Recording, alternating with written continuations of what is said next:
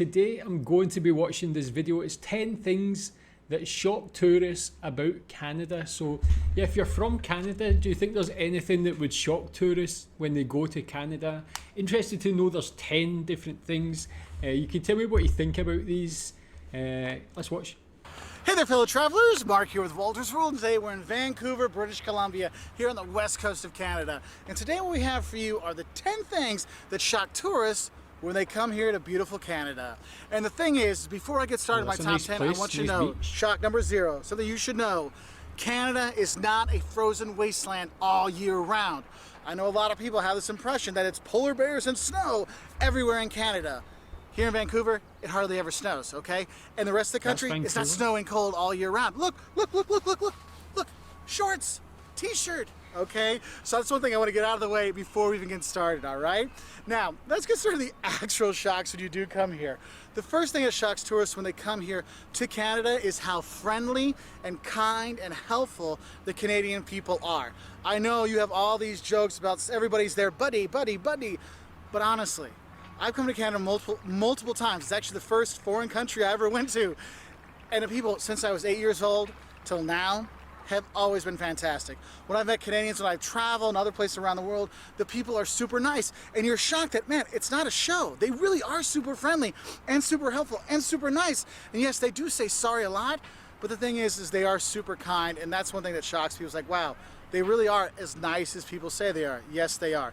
Yes, of course, there's some jerks, but there's jerks everywhere. But in general, you'll be shocked how nice and helpful they are. So if you have any problems, every country you don't know like the that. direction you should go, you don't know where you should eat, which beer is the best beer to have, make sure you ask a local. They'll definitely help you out. Now, the second thing that shocks tourists when they come here is, you have these nice people and they actually give nice service. But the thing is, the second shock is that the prices that those nice people tell you are never the end price that you actually pay. Look, here in Canada, you'll be shocked that there's sales tax and tipping when you come here. So the price is never what you actually pay. And the thing is, the sales tax they have here in Canada is different by provinces, okay? So you might have what's called, you'll see GST, okay? Goods and services tax, 5%. Well, here really in Vancouver, if you're in 5 Ontario, to 15%. you might see HST, harmonized sales tax. And over on the east, it could be 13 to 15% added onto your bill. So you'll have your price, you'll go to pay, and then that'll be added on the end. So don't think that one loony thing you're buying is going to be one loony. You might have another 5 cents put on top of it, okay? So do have a heads up for that one. That kind of shocks people. Another thing that shocks them is that when you go out to eat, you do have to tip. And just like other places, like in the US, it's 15 to 20% that you tip on top of your food bill. Okay, so just remember, you have your money to pay, always have at least another 15% just to be sure, to cover those prices, okay? So that's one thing you should know. But what's cool about it, when you do go out to eat here with friends, they split the bill really easily, which shocked me because my cheap friends can't pawn stuff off on me. So that's really cool, okay? Because it's already split up. No, dude, that was yours. So you have that. Now, the third thing that shocks tourists when they come here to Canada is how huge Canada is. I mean, it's one of the largest countries by size in the entire world. When you look at the map, you're like, it's huge. Like, oh, that's just the map skewing the size. No, even if you put it on a globe, the country is huge. Okay, and so when you talk, and I've talked to travelers that are coming here, they're like, oh, I'm gonna fly in Toronto, then I'll go over to Quebec City, and then we'll go to Vancouver. I'm like, that's it, it's really huge. I hope you're gonna fly. Look, if you get a chance, WestJet's really nice. Air Canada, I've always had a good time with them too. No problems with either one. Make sure you use those flights to go places because the drives are insanely long, okay? Also, that insanely long, sometimes you see funny things like we drove from Prince Edward Island to Toronto, so we didn't use our own advice, but we stopped along the way, and we noticed that the moose signs, as you got closer to Prince Edward Island, PEI, the moose got bigger and bigger, so I'm kind of scared for the moose, whatever they're eating in PEI. must be pretty fortified, okay? but honestly, the country is huge, and make sure you plan accordingly. So maybe what you do is you plan regions. Like, hey, I'm going to do the West Coast, so let's do Vancouver and Victoria and stay around here. Maybe go over to Calgary. It's still kind of far, but Banff and stuff like that. Kind of put those together, and then do like a Quebec City, Montreal, Ottawa, Toronto trip. Focus on those areas because otherwise you're going to be spending so much time in the car going places that kind of takes away from your trip. Okay. Now the fourth thing that's interesting. I guess having watched so many videos about Canada, that's something I've really come to learn is really how big the place is, especially if you want to travel there. But maybe some people don't really realise the real size of the country. and have grander expectations of where they can travel to and stuff. But in your opinion, if you had to recommend a region to someone who was coming to Canada for the first time, where would you recommend and why? What's your own preference? Where would you like to even visit in a different place from where you actually live? What shocks people when they come to Canada is how beautiful Canada is. I mean, the natural beauty of Canada, whether you're going to Whistler or you're going to Banff around here, or the mountains just here, or going out whale watching here in Vancouver, or you're like, well, maybe I don't like the West Coast. Oh, then go to PEI and have the red beaches there and go there and see the views from there and the islands there, or go check out Niagara Falls, or go to the like dozens and dozens of national parks and the provincial parks and all the beauty and beautiful nature that's around Canada. Because that's honestly, for me, the number one reason to come to Canada is the nature. It is gorgeous. So wherever you're going to go, make sure you pack a pair of hiking boots or a pair of hiking shoes so you can walk out and take a hike, okay? Whether you're here in Vancouver or Toronto's a little bit tough, but you can get to a provincial park relatively close to Toronto and check things out, because that natural beauty here, I mean, you just sit there and take picture after picture after picture. I remember I was going through the lakes and the little islands along the US-Canada border. I'm just like, snap, snap, snap. I'm like, why do I keep taking pictures of the same kind of stuff? Because it is so beautiful.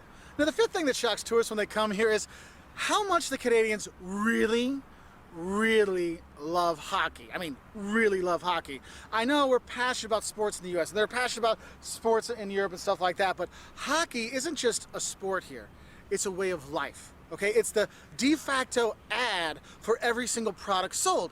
If you watch TV, you will find some channel that's talking about hockey, whether it's in season or out of season, and you can watch games. And if you get a chance to go to a hockey game here in Canada, in one of the big cities or go to one of the more minor leagues, check it out. It's a fun thing to do. But what's crazy for me is whenever I watch TV and I see commercials and stuff like that, the typical commercial I see in Canada, it's a mom picking up her kids or dropping her kids off at hockey practice, or she's talking to her friends at hockey practice. That's how it is, whether you're talking about medicine, tissues, Man, what does the cars. dinosaur say? It's always mom at hockey practice. I mean, that's how much it is a part of the culture here. So when you do come, you're looking for a fun thing to take home with, grab yourself a Canucks hat or get yourself a Maple Leaf jersey, or actually for me, I think actually the Winnipeg Jets have the coolest hat. But for me, the Nordiques, you're right there. You may be gone, but you're still right there, okay? Just so you know. Hockey is really Canada. That's what's going to shock you. And following on with that hockey kind of... Yeah, that's one thing I definitely relate to with Canada. Being from Scotland, we love football just as much as I guess Canadians love hockey. Love that passion for that sport. Tell me if you know anybody that doesn't like hockey, actually. And he mentioned like commercials, hockey commercials. Is there any very memorable hockey commercials that you do remember? Maybe I'll try and make a reaction to that. And any like, what's the most memorable hockey match ever, apart from maybe the golden goal, gold medal match in the Winter Olympics? Is there any other maybe NHL memorable matches that included Canadian teams for you? The stereotype thing is the maple syrup type stereotype thing, and that is the sixth thing, is how much maple syrup really is in almost everything here. Now, not everything, but you'll be surprised how many maple syrup infused, flavored, put into, covered in dishes and treats and snacks and mints and things they have here in Canada. I mean, it's all over the place. My son loves the maple mints. I'm like, maple syrup? Mints? Yeah, I can put that on. Sure, I had one. They called it the French Canadian pizza. They put maple syrup on it too with bacon and stuff. Like, that was really good. But seriously, the maple syrup thing is next level here. So for a tourist, get some maple syrup to take home. You will appreciate it because, oh my God, it is so good up here. But it really is a real thing. Like, it's not just a joke. It's shocking how much maple syrup is up here in Canada. Now, the seventh thing that shocks tourists when they come here to Canada is français. Yes, French. Yes. If you're going into Quebec, you need to know a little French, okay? Now, people speak English there, no big deal, but you'll see everything's in French there. At least in the menus, it's like French is this size font and then English is this size font, okay? You will see that. And the thing, though, is though there is French and it is an official language of Canada, the actual shocking part is once you get out of Quebec and like the provinces right on Quebec's edges, you actually don't hear French very much at all. Here in Vancouver, I think the only people we've heard speaking French are tourists from France and tourists from Quebec. Okay, so a lot of people like in the US were taught, oh, it's English and French and everyone speaks English and everybody speaks French like equally fluently. It's not that way, just in Quebec, okay? Just in Quebec, French, all right? Outside that, don't worry about it. Now, the eighth thing that shocks tourists when they come here to Canada, and one thing I love about it is how safe you feel when you do come to Canada. Look, the country's huge, so there's times that you're alone. I mean, how many people have walked behind me on this beach in this city of 3 million people almost? Nobody, okay? I think there's one guy who went by. You can have these empty spaces, you can be alone, or you can be in the city, and you feel safe. It's one of the best things about coming to Canada is this safety. Low crime rates, all kinds of stuff like that. It's great. And as a traveler, travel with your kids and stuff like that, there's an amazing feeling. Now, having said that, obviously there's certain parts of town, like there's parts of Vancouver you don't go to, in Toronto you don't go to. You know, but in general, just common travel sense for safety, you're gonna be fine. And it's so great to relax and be able to put my bag over there and film and stuff like that. It's awesome. I think the only safety things you need to worry about is maybe, you know, if you're going to be going in the national parks and stuff like that, you know, the bears, you don't feed the bears. Don't feed the wildlife, okay? That's your probably most dangerous things, okay? Because bears, they like people. A lot. No. You'll see t-shirts with it, all right? So just have a heads up for that one. Now, yeah, Canada does seem like a safe place. I guess it's just down to the people as well being generally good people, especially maybe like obviously when like if you're from Canada and you travel to say the US, do you feel like unsafe compared to Canada? Obviously US gets like this reputation in the media and things for crime and guns and things like that, but do you feel more unsafe if you were to say to travel to the US or any place in the US as opposed to Canada? The ninth thing that's going to shock you to come here is that you're going to make a best friend. Yes, and your best friend, his name is Tim Horton. Look, if you're not sure, Tim Hortons is a restaurant chain. It's like a coffee shop. It's like Dunkin' Donuts and a Subway and a Starbucks kind of mixed together with a big dose of Canada. Like super nice people. The donuts are really good, okay? And like the Timbits, little tiny ones, pick some of those up.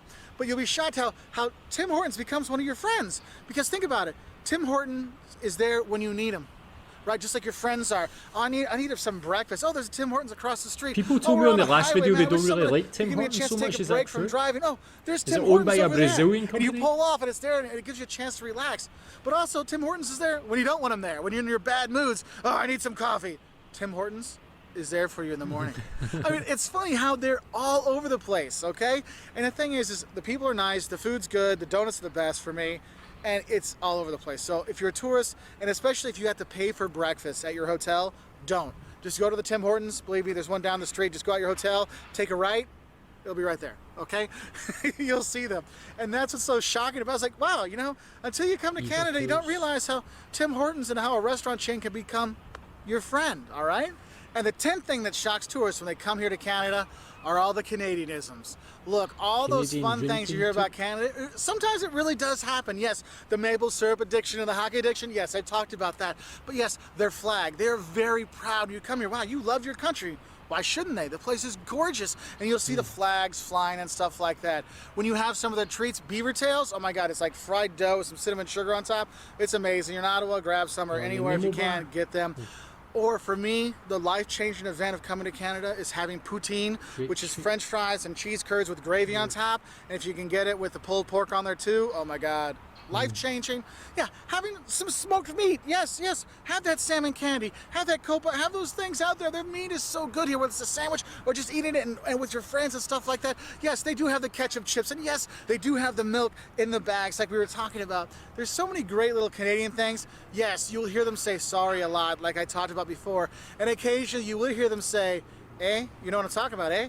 You will hear that, not as much as you used to, sadly, but it still shows up. And that's what's so cool about it, is you get to have this great time with a good spirit to go along with it. So do have a great time when you are here in Canada. I will not be shocked if you do, because the people are nice, you got some cool food, you got some amazing nature, and just an overall great time. So if you like this video, we really do appreciate your like, subscription. So click that like button, click that. That was really cool. So yeah, I feel like these things might shock tourists. I feel like because I watched so many videos about Canada, kind of know a lot of them, but it's still good to get it reinforced and just like really see how great a country Canada is. And like if you are going to be a traveller there, it's going to be like a great place to visit. You'll have a great time. But yeah, I can really see like a lot of tourists who maybe haven't researched the country as much as I have or watched as much videos may find a lot of these shocking, but they're all very positively shocking. They're all good things, and it makes it like seem like a great place to want to visit. So tell me what you think about these. Would these shock tourists? Is there anything else about Canada you think would shock people? Thanks.